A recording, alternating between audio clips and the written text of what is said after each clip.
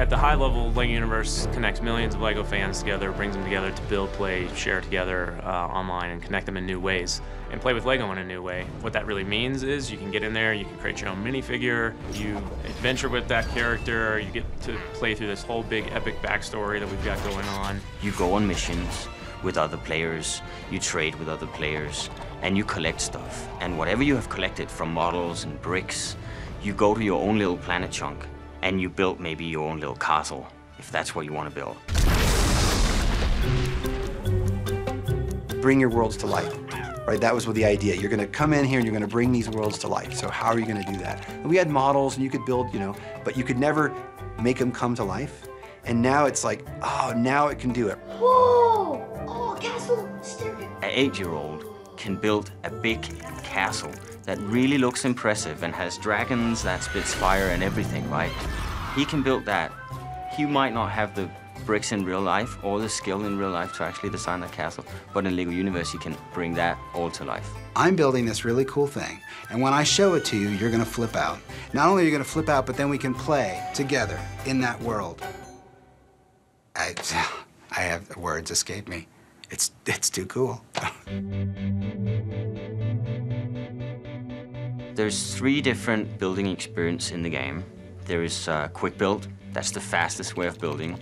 Basically, your minifig just built this thing automatically. But still, the player really gets the sensation that, hey, I created this awesome thing. The next step on our journey is modular building. So the first example you come across in the spaceship that you start out on is you have to build this escape rocket. And you can put them together very simply, right? There's 3 sections, you connect one, and you can swap out different parts to try different styles.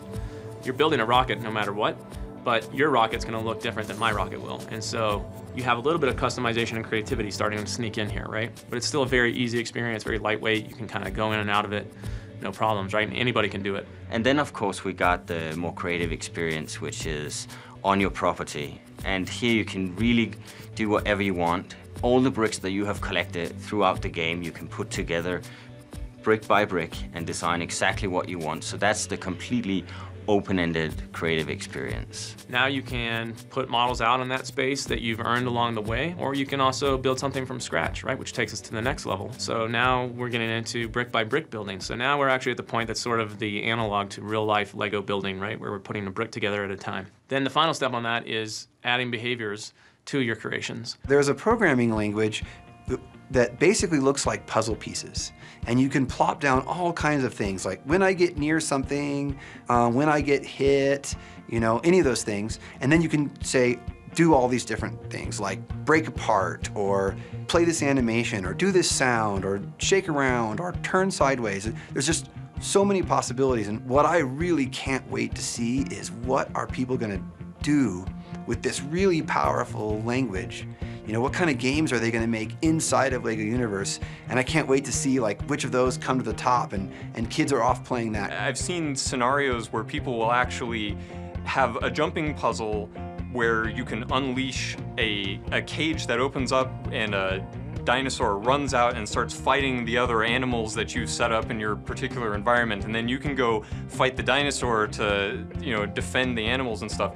It's real fun from the standpoint that players can now make things that other players can play, and just that means the possibilities are literally endless. The quality of the game and the game experience became so important about how we really lift this, not just to be a game, but to be more than the game, but to be an authentic play experience of LEGO. And I love Avant Gardens, I love Gnarled Forest, I love all of these other levels. I think they're great because our artists are amazing, but I love the properties because they're empty. They're blank. I can do whatever I want there.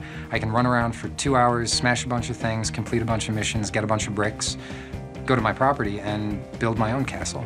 Make it mine. Think about what's the world you want. If you could have any world, what would yours be?